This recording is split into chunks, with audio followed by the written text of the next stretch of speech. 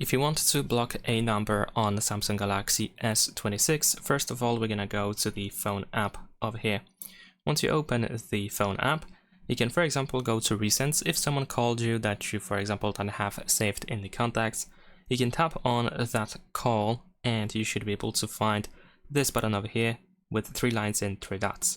After going here, we should be able to find the block options. Of course, you can tap over here and confirm that you want to block this number. Besides that, we can also, of course, go to contacts and you can choose the contact that you wish to block. So if you tap on the contact, then choose the eye icon on the right side, then use more at the bottom. And here we have the block contact options. Of course, we can confirm that we want to do that. Also, another way to block a phone number is by using 3 dots that we can find in the upper right corner and then open settings. And here we have block numbers option. And then we can tap on the add phone number field. You can provide the number that you wish to block, and you can tap on a done or this plus button actually on the right side to block the specific number. And that is pretty much it. Leave a like and subscribe.